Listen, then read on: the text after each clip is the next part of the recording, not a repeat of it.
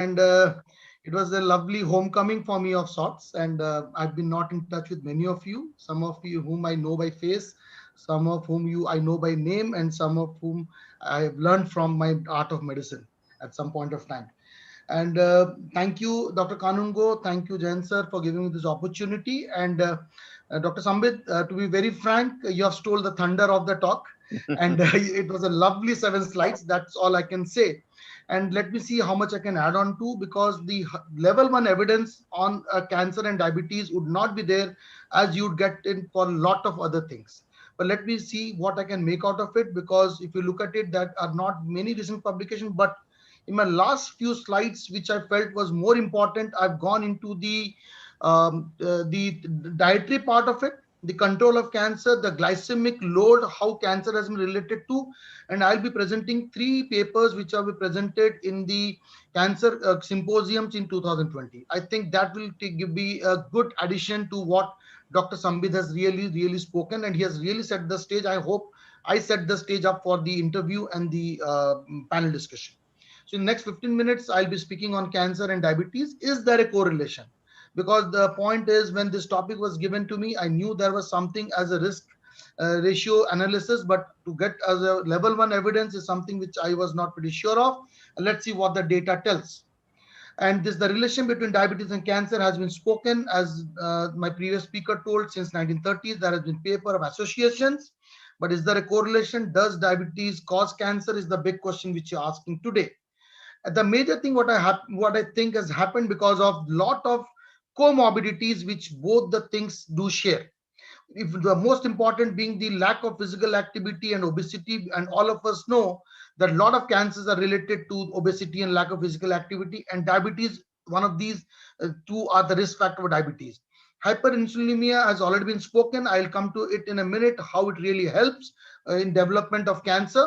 Inflammation has told to be, and all of us know that diabetes can be a pro-inflammatory process. Diet, a good discussion should happen on diet, because that's where I feel endocrinologists and oncologists can share stage and come together, because lovely articles have been published, a lot of papers have been published last year, and there's a good paper on diabetes reducing diet, how it has helped in reducing cancer. So this, the first good level of evidence comes back from a ADA correspondence which happened in 2010, and it clearly mentions that type 2 diabetes mellitus is associated with increased risk of some cancer.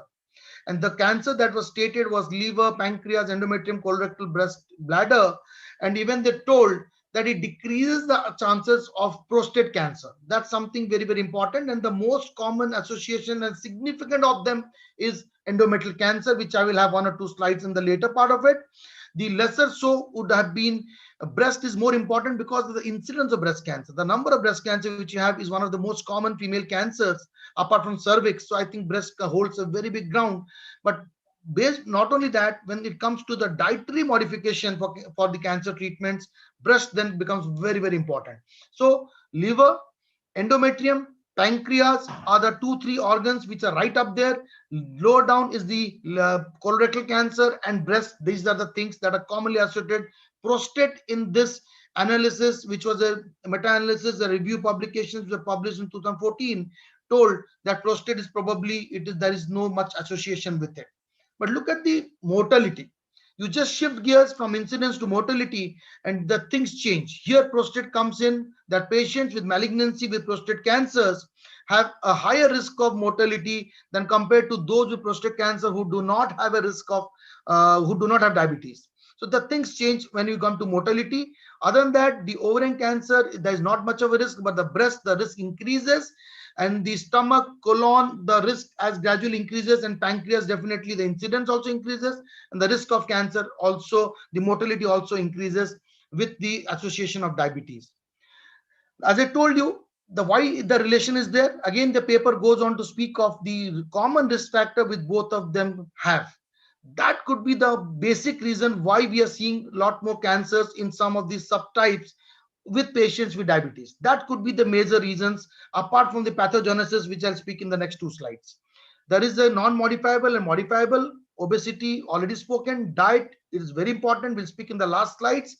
and the sedentarism or the lack of activity. WHO actually came up with a recommendation in the World Cancer Day that if you exercise properly, you have a healthy diet, you take your vaccines for preventing cancer, and you don't take tobacco, actually you decrease the risk of bringing down a cancer or coming the cancer coming to the body decreases by 33%.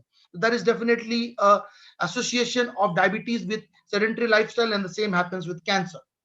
This is the thing which Dr. Sambit spoke about, the links between diabetic cancer, the probable hypothesis, nothing is as such proven. But yes, hyperinsulinemia holds a major ground, hyperglycemia is second, and third is cytokines. And the IGI, the insulin-like growth factor, the axis of the receptor and the growth factor comes in at some point of time. So this is the interplay of the different things which has been spoken. Basically, it points that if there's increase in insulin and IGF-1, the receptors is activated, it decreases apoptosis and increases cell proliferation. Insulin also has mitogenic activity. Activation of insulin sugar receptors also do happen in diabetes. There is also link of breast cancer with diabetes, just because there's a differential production of estrogen sex hormone. The last very important was, if you have a inflammatory cytokines like IL-6 or TNF alpha, it leads to a dysregulation of the insulin metabolism pathway, which leads to increase in insulin levels, and it increases the pro-inflammatory pathway again. So it's actually it's a cycle which goes on, and that is why these are the probable pathways which has been put up in multiple papers. That could be the reason, and most important reason could be the hyperinsulinemia, which is the most likely pathogenic pathway that associates diabetes with cancer. Endometrium, a lot of things have been spoken, and this is the malignancy which we normally talk about, and it is one of the triad which we see in endometrium. The hypertension, obese, diabetes ladies are the most common, have a higher risk factor for endometrial cancer. To prove that, we have a systemic review and meta-analysis, and if you see at the box of it, the forest plot, it actually the risk of the relative risk of developing endometrial cancer increases. This is from a paper of the British Medical Journal of Cancer, and this is where it was. They concluded diabetes seems to increase the risk of endometrial cancer in women, and this finding can be useful in development of endometrial cancer prevention plan. That's the significance of the association. I go down to a meta-analysis between the risk of diabetes mellitus and the incidence and mortality of breast and colorectal. The meta-analysis concludes that diabetes mellitus is a risk factor for breast and colorectal and cancer-specific mortality. If you look at it, the breast cancer, the diamond box is on the right side, that it increases with diabetes mellitus. The hazards is 1.23, 23% more risk. For colorectal, again, it comes down to the same thing. There's a 1.26 is the hazards in favor of the cancer colorectal with diabetes. Not only that, the mortality also increases for cancer breast and for colorectal cancer when we are talking of the association of diabetes mellitus. Last, there is a paper from Sweden for type 1 diabetes mellitus and the association and the increased risk of cancer even with type 1 diabetes. So, again, it was spoken about, does the treatment matter, and does some anti-diabetic treatment which endocrinologists prescribe or physicians prescribe, does it have influence on cancer risk? Spoken about it. The ADA paper briefly wrote about it. Although limited, early evidence was there that metformin is associated with a lower risk of cancer, and exogenous insulin was associated with increased risk of cancer. This was what it thought, although the level of data or evidence is weak. Further research was there. That is a 2010 paper. There are a lot of papers which has gone ahead and looked at these parts of it. There are papers looking at the metformin associated with the reduced risk of malignancy, and the OR was a 0.38, which means metformin protects you. While insulin or includin secretagogues actually increase the risk of pancreatic cancer and diabetic. That's what was the conclusion that happened with these papers.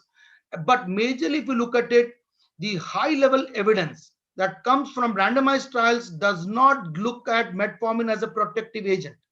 But these are mainly observational studies and case control studies which gives metformin this protection. But to tell you, there is a paper which looked at metformin in pancreatic cancer, and diabetes patients with pancreatic cancer who have taken metformin have shown to have a lesser mortality than diabetes patients who have not taken metformin, and if you don't have diabetes, the mortality was still lesser. So definitely there is a link of protection of metformin from cancer mortality, and we oncologists have been looking at this, remodeling the use of metformin, even to look at the resistance pathway, and even to use metformin at a lower dose to look at the mortality and decrease the mortality.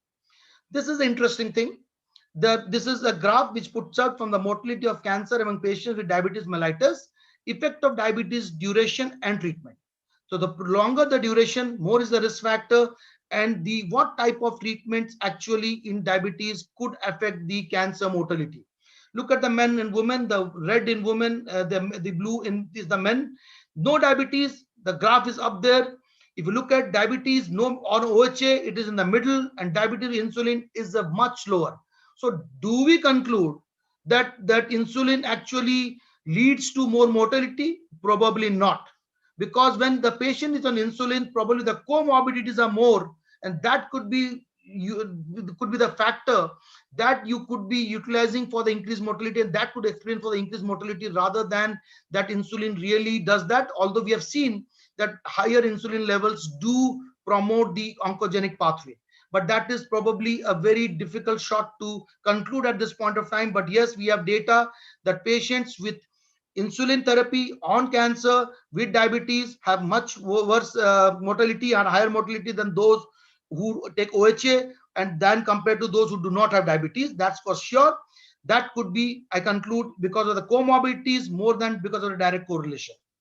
There was a lot of debate actually which was spoken of the glargine insulin, and we know that the origin trial which was showed in this really proved that there is no difference, and that controversy died down. But insulin, the diabetic treatments and cancer, the link still goes on. Pioglitazone was spoken. It was again proven that it did not much increase the risk of cancer. We had GLP receptor agonists, which we do not use in the medullary cancers. So we have to be very, very careful. Yes, we do not have any link of these things, but yes, you have to be careful when you are prescribing, and probably medullary cancer, we avoid some form of anti-diabetic treatments. Metformin is a beautiful drug, which all of us now agree as oncologists that it is useful in cancer. Insulin, we all use it. I have never stopped any of my patients for getting insulin dose if they are not under the control of sugar is not getting controlled, but the association is probably because of comorbidities. That's where I put off in the treatment part. Now the three new presentations that happened in December 2020, that was in San Antonio. That is an annual breast cancer conference in US. This is the looking at the glycemic index, the glycemic load, and the breast cancer risk, the results from a trial which was there in the Paris. So cancer is one of the most prevalent chronic disease, all of us know. Diet is one of the most modified risk factor that can prevent cancer. WHO has proven that, and we all know that. Sugar, can it cause cancer? Is one thing what all of us felt. Obesity, uncontrolled sugar, a sedentary lifestyle, all do cause that. This was the background. They looked at glycemic index and glycemic load. You all are endocrinologists. I won't go into detail of what is a glycemic index and glycemic load, but they looked at the link of these two things into the cancer incidence.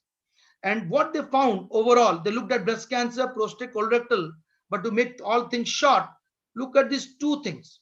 They found that if you have food with low glycemic index food to calorie intake, or low glycemic index food to carbohydrate intake, these were the only two things which had actually the cancer incidence actually was lower than the normal risk.